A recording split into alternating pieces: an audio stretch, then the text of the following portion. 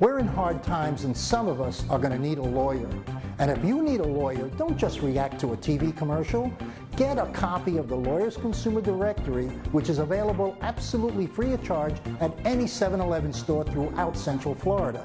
The Lawyers Consumer Directory is going to give you real hardcore knowledge on how to hire a lawyer and a lot of information on issues like bankruptcy, foreclosure, and more. Get the Lawyers Consumer Directory. It's absolutely free of charge at any 7-Eleven throughout Central Florida. The Christian Star began as a newspaper whose news focus of interest was of Christians, but it's become a lot more than that, covering issues of concerns to our community, covering issues of national, state, local, and political agendas that affect us today. The Christian Star is available free at any 7-Eleven store. So pick up your copy of the Christian Star Bilingual free at 7-Eleven today. ¿Necesitas un abogado? Detente. No contrates un abogado simplemente por haberlo visto en un anuncio comercial. Lawyers Consumer Directory te ofrece la solución para todo tipo de problemas legales, tales como inmigración, bancarrota, divorcios, entre otros. Y hasta te ayuda a cómo contratar un abogado. No te rompa la cabeza buscando la solución cuando la tienes en tus manos. Adquiérelo gratis, sí, absolutamente gratis en cualquier 7-Eleven. Good evening. Welcome to Hispanic Speak Out. Hispanic Speak Out has been on the air for about nine and a half years on Bright House Channel 49 every Tuesday night at 9:30. Our host tonight is myself, Jose Miranda, and of course, the one and only Danny Ramos. Today we're going to switch roles a little bit. We're going to talk about the Hispanic license plate, and I'm going to be interviewing Danny for a change of pace. So Danny, welcome. As always. As a guest? Yeah. Welcome as a guest. Switch of hats? Little switch of hats. Well, we do the same thing, but still. Yeah. The Hispanic plate has been a new thing for Florida, probably a new thing for the United States because I haven't seen it in many cars. And it's something that's taken a long process and happening. Please tell us a little bit about it. Well, the Hispanic license plate has taken about 5 years worth of work to get it to the point that we're in right now.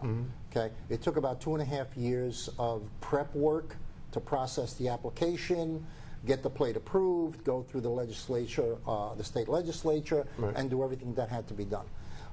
The plate right now is available at 360 DMVs, and it's the only Hispanic license plate in the country. Right now, we were the first ones. The idea came. I was sitting in the car on 436 in traffic, and I saw a plate on another car, which was a sports plate, and I said, why can't the Hispanic community have a plate? Because I knew that those plates provide funding for the Hispanic community. So the idea was actually born on 436 by the Altamont Mall on a traffic light. And the following Monday, I got on the phone and started to work the phone to see the feasibility, and we started to progress. Now, something like this requires money.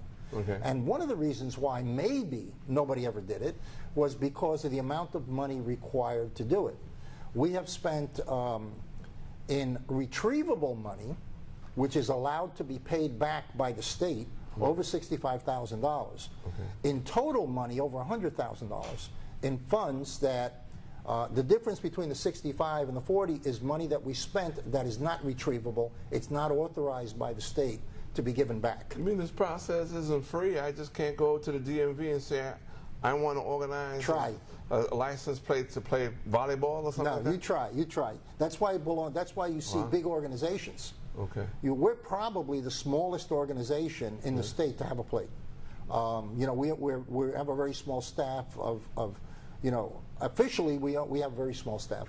So all of the other organizations have large staffs. They're large organizations. So, but finally we got it through. It took a long time. The state... now you had a benefactor that helped you out, right? Yeah.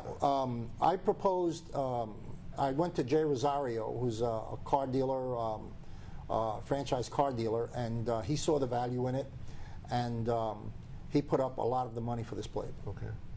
And you know, when we did flyers or whatever it was, we would put the name of his dealership on the flyers.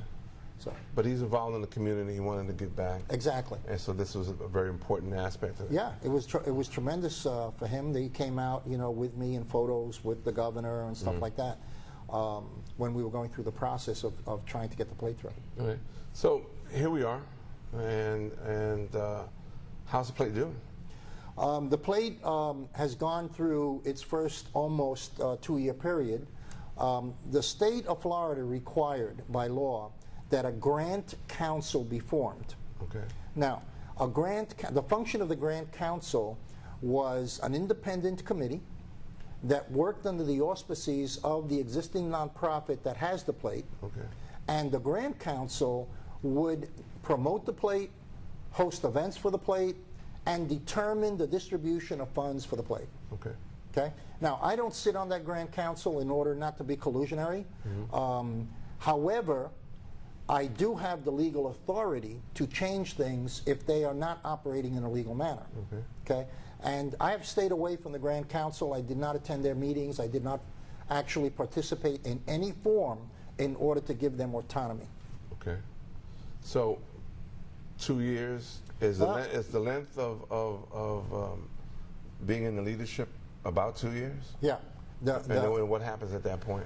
At the end of that point, I can continue. I have, as the authority and chairman of the nonprofit organization and the leading officer, I can decide whether that committee has done its job, or the chairman and the court, whether we want to proceed with that committee or we want to make changes. Okay. Now, this was a new process to me. I've never done a plate before. Nobody in the Hispanic community has ever done a plate. Okay. So I had to go through a tremendous learning process politically of the movers and shakers, of people that wanted to obstruct the plate, because there's a lot of people in this community that are Hispanic that did not want the plate to succeed.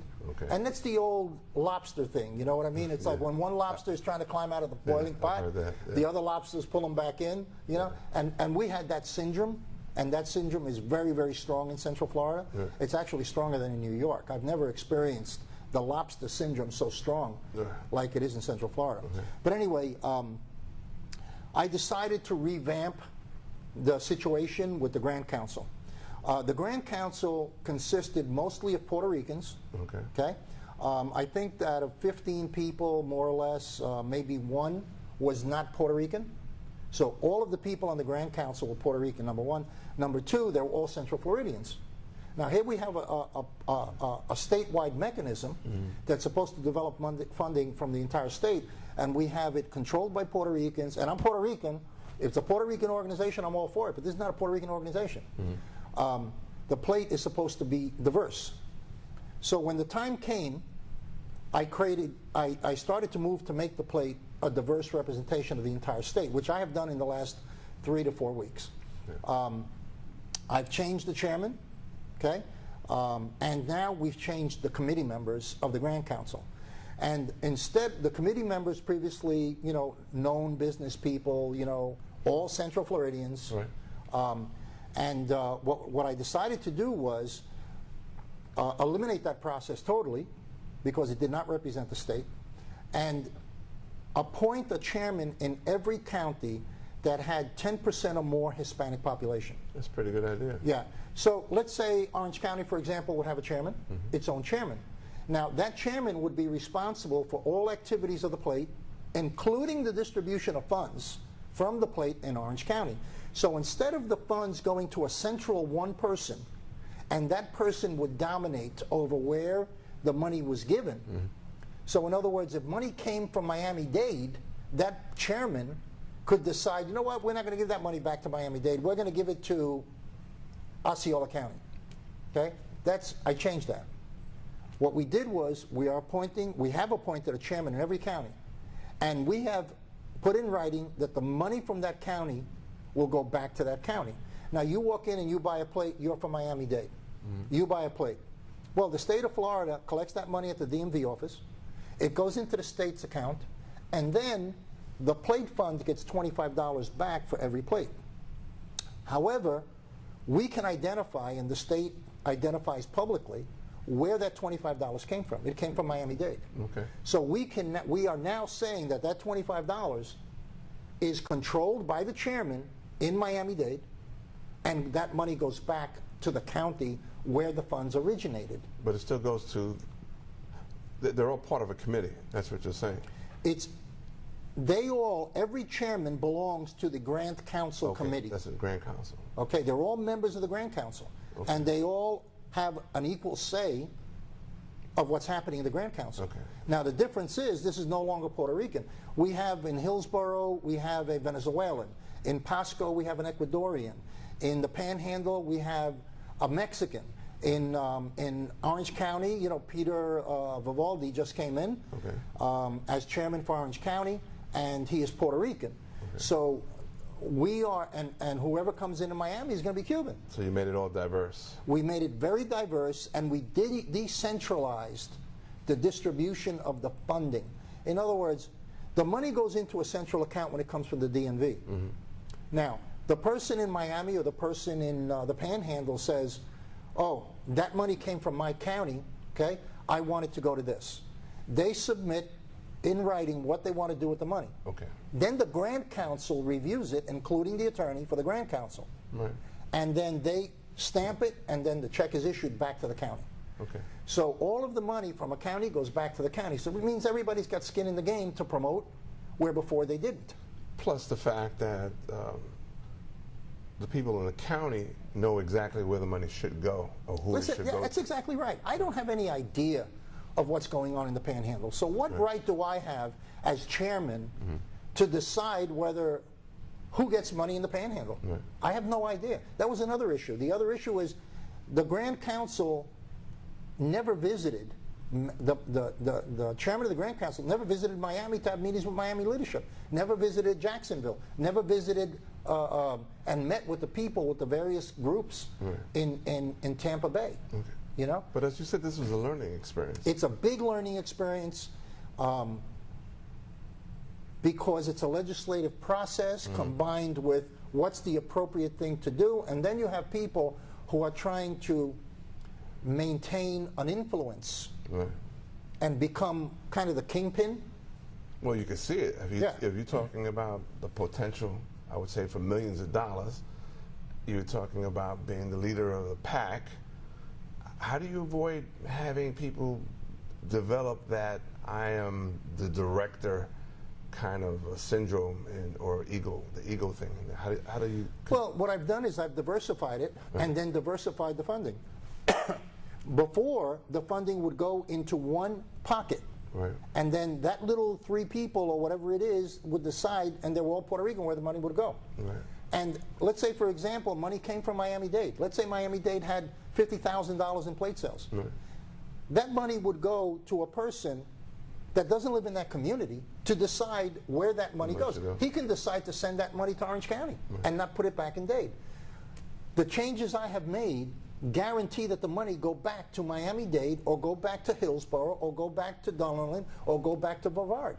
You know, we spoke to Samuel Lopez, who is the guy doing the 500-year celebration. And he thought it was a great, we made him chairman of Brevard. Nobody knows Brevard better than Samuel Lopez. And he's the top Hispanic there. We made him chairman of Brevard. The first thing he said was, it's great, I love it, because now I can work for my money. You know what I mean? Yeah, yeah. Instead of sitting back and saying, "Oh, the plate's a great idea, but I can't work on it this week." Now he's working for money that he's going to get back to his community. Right. So it makes a tremendous, tremendous difference. Makes a tremendous difference. Well, you know, we're going to take a break right now. Okay. And we're going to come right back, and we'll take it up again with Danny and put him in the crosshairs. Okay. So stay tuned. We're in hard times, and some of us are going to need a lawyer. And if you need a lawyer, don't just react to a TV commercial. Get a copy of the Lawyers Consumer Directory, which is available absolutely free of charge at any 7-Eleven store throughout Central Florida. The Lawyers Consumer Directory is going to give you real hardcore knowledge on how to hire a lawyer and a lot of information on issues like bankruptcy, foreclosure, and more. Get the Lawyers Consumer Directory. It's absolutely free of charge at any 7-Eleven throughout Central Florida. ¿Necesitas un abogado? Detente. No contrates un abogado simplemente por haberlo visto en un anuncio comercial. Lawyers Consumer Directory te ofrece la solución para todo tipo de problemas legales, tales como inmigración, bancarrota, divorcios, entre otros. Y hasta te ayuda a cómo contratar un abogado. No te rompa la cabeza buscando la solución cuando la tienes en tus manos. Adquiérelo gratis, sí, absolutamente gratis, en cualquier 7-Eleven. The Christian Star began as a newspaper whose news focus of interest was of Christians, but it's become a lot more than that, covering issues of concerns to our community. covering issues of national, state, local, and political agendas that affect us today. The Christian Star is available free at any 7-Eleven store. So pick up your copy of the Christian Star Bilingual free at 7-Eleven today. Welcome back. Of course, you know this is Hispanic Speak Out. I'm Jose Miranda, in case you guys have forgotten over this, and I know it's Danny's show. We're talking about the license plate and all the functions about it, how it got here, how he recognized that we needed a source to develop monies so that we can give back to the community, which is great. And as you guys know, Danny has been very much involved in the community here in Florida. So without further ado, talking about egos, talking about the possibilities of being a king because of all the money's potential monies that might happen from this. And you have a 2-year tenure. Everybody knows that going in. What happens, and I guess they serve at your leisure? Well, the operating procedures give a 2-year term. Right. What if I don't want to go? Well, you're out. You're out at the end of 2 years. End of 2 years, I say, you know what? I say to myself, I am doing such a great job. Well, then I want to stay. Okay. Let me put. That's a great question. Okay. And this actually happened. Okay. Oh, right. Dennis Freitas is chairman. Okay. His tenure is over. Okay. Now, Lou Soto was the co-chairman. He steps up and becomes chairman. Okay. We offered Dennis to be chairman of Orange County.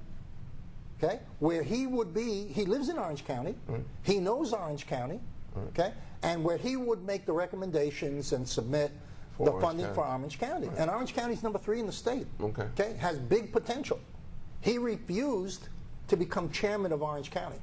Because? I don't know, it might be because I'm so good at my job, I should remain. Well, he was chairman of the Grand Council. Okay. Now he's an operating committee chairman. Okay.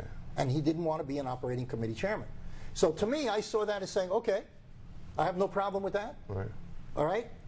You resigned, you know, he didn't resign, his term was up. Yeah, his term I offered him the Orange County chair, he refused it. When he refused it, we moved on. Okay. And we went to the office of the county commissioners in Orange County. Okay. It was highly recommended that we put Pete Vivaldi, consider Pete Vivaldi. And Pete Vivaldi is an extremely well-versed person and highly impeccable person. And he became chairman of Orange County. Okay. So, you know what happens is, it's like, you know, the President of the United States has 8 years, you know? Right. At the end of 8 years, you step down. But you can serve in other capacities. Sure. Okay? And in this particular case, Mr. Freitas didn't want to serve in other capacities except for one capacity. So we accepted the fact that he didn't want to serve as Orange County chairman, and we moved on to appoint an Orange County chairman. Now, we now have approximately, I think, 13 chairmen in 13 counties right now. Okay. Okay? And still growing. And still growing, and it's absolute. We're going to have 2 more by Monday. It's absolutely diverse. We have, the previous committee was mostly Puerto Rican. I think there was only 1 non-Puerto Rican. This has Pasco County is Ecuadorian. Hillsborough County is Venezuelan. The chairman there is Venezuelan. Orange County, Peter Vivaldi is Puerto Rican. We have we have a Dominican representing another county. So we have a diverse group of people, of backgrounds, all subcultures, representing the Grand Council now. And again, the money from each county goes back to the county instead of being centralized into the power of one person to determine what happens with that money. Okay. In other words, if you are from Dunellen up in Jacksonville and you're the chairman up there, you're going to make the recommendations of where that money goes, and that money will go back to Dunellen. Okay? The money that comes from Dunellen will go back to Dunellen. The money that comes from Miami will go back to Miami. It won't go into a central fund where it might be given to somebody else. Just so I understand this, and I know this might sound a little odd, but this plate was not created for the Puerto Rican population. This was created for all Hispanics. This plate was created. I'm Nuyorican. Okay, I'm an idea guy, and that's how I make my living with ideas. Some work, some don't. In this particular case, it works. the name on the plate is Hispanic Achievers, which is the name of the organization. Right. A lot of people wanted the plate to be Puerto Rican plate. Viva Puerto Rico. Okay? I said no. I used the name of the organization because it's a generic name. Right. It's like Kleenex. Who is not a Hispanic achiever? Okay. Mostly everybody is a Hispanic achiever. Right. You know what I mean? So it's something that once people's mentality crosses the bridge to say, yeah, I'm a Hispanic achiever and I'm proud to be Hispanic, right, they have no problem putting it on the plate. Now, maybe somebody from the Puerto Rican Chamber of Commerce or the Hispanic Chamber of Commerce don't like the idea of having something that says Hispanic Achievers on it. But that's a transitional process. Right. You know what I mean? Eventually, that'll change. It's all in the beginning that we have this kind of turmoil. Right. What do you see as your ultimate goal in when these funds start coming in, when people start buying into it? And by the way, you're not limiting the sale of that plate just to Hispanics. It's for everybody. I have a guy who works in the Hispanic community. He's an IT guy. Right. Okay, he's Afro-American, and he bought a Hispanic plate for his car. Okay. And he's African-American. Right. You know, so the plate is available for anybody who wants to celebrate the 500-year anniversary, or somebody who likes Hispanics. There's a lot of people that like Hispanics. You know, they're married to a Hispanic. They're going out with a Hispanic. Now you have a really nice logo on it. Mm-hmm. I believe it was sailing ships and stuff. How did that come about? Well, what happened was we designed 20 plates. Okay, 20 different plates. And then what we did was we took the 20 plates and we ran them in ads. Okay. And we asked people to send an email of what plate they liked the best. Mm-hmm. So we had a tremendous variety.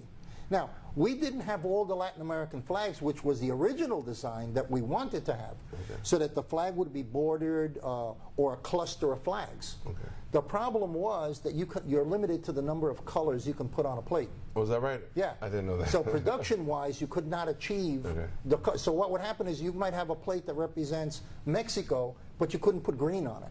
Okay. You know what I mean? So the original idea was to have a cluster of flags, but we couldn't do that. So what we did was we put in the boat, the ship, which represents the arrival of Juan Ponce de Leon in Brevard County, and that was the arrival of the first Hispanics in the state of Florida, who did not discover Florida. Okay? Oh, yeah, I know that. We ran into a whole big thing because we started saying Hispanics discovered Florida, you know, in 1513. Yeah. No. The Indians got really upset, okay? And I started to get calls, you know. Yeah, I can imagine. Yeah. So what we did was, instead of putting Hispanics discovered Florida in 1513, we just put since 1513.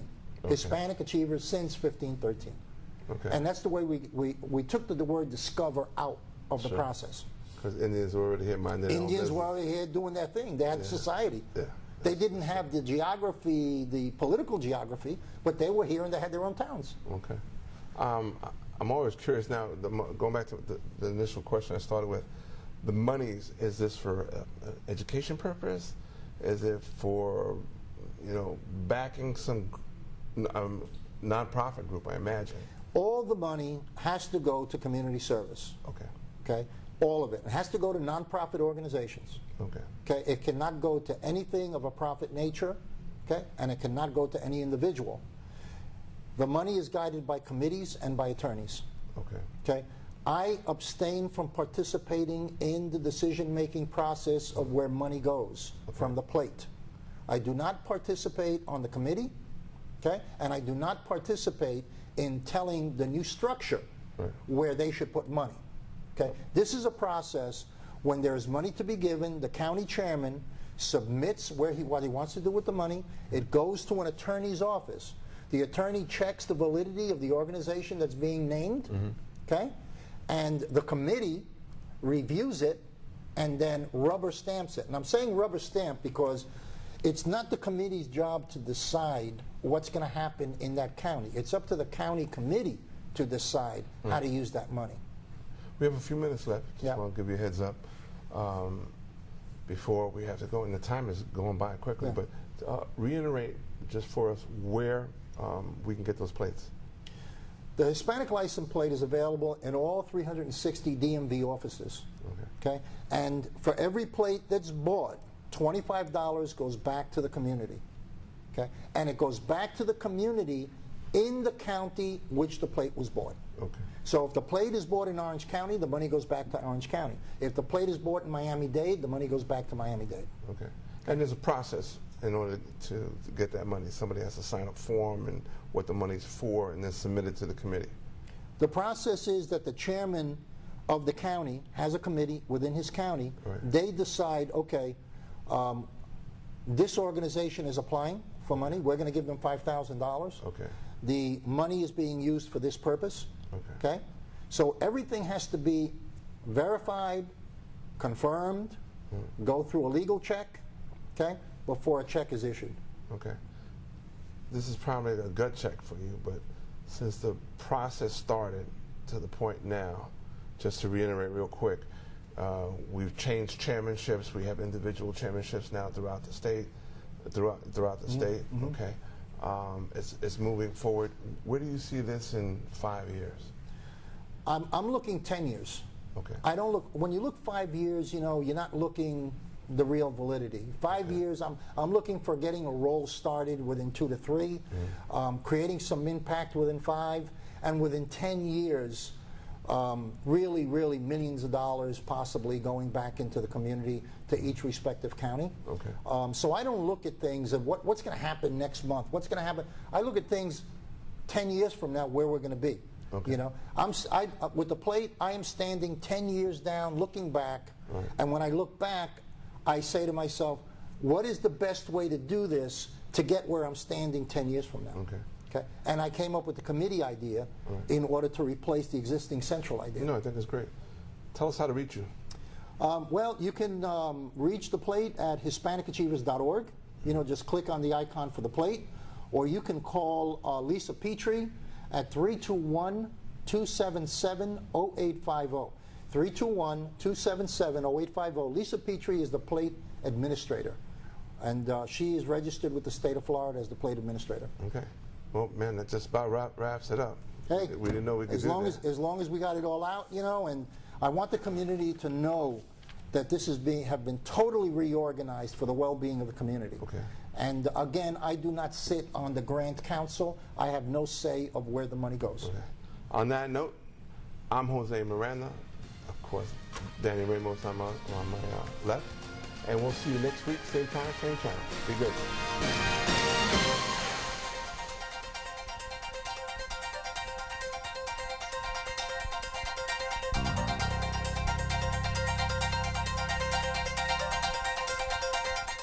We're in hard times, and some of us are going to need a lawyer. And if you need a lawyer, don't just react to a TV commercial. Get a copy of the Lawyers Consumer Directory, which is available absolutely free of charge at any 7-Eleven store throughout Central Florida. The Lawyers Consumer Directory is going to give you real hardcore knowledge on how to hire a lawyer and a lot of information on issues like bankruptcy, foreclosure, and more. Get the Lawyers Consumer Directory. It's absolutely free of charge at any 7-Eleven throughout Central Florida. ¿Necesitas un abogado? Detente. No contrates un abogado simplemente por haberlo visto en un anuncio comercial. Lawyers Consumer Directory te ofrece la solución para todo tipo de problemas legales, tales como inmigración, bancarrota, divorcios, entre otros. Y hasta te ayuda a cómo contratar un abogado. No te rompa la cabeza buscando la solución cuando la tienes en tus manos. Adquiérelo gratis, sí, absolutamente gratis en cualquier 7-Eleven. The Christian Star began as a newspaper whose news focus of interest was of Christians, but it's become a lot more than that, covering issues of concerns to our community, covering issues of national, state, local, and political agendas that affect us today. The Christian Star is available free at any 7-Eleven store, so pick up your copy of the Christian Star Bilingual free at 7-Eleven today.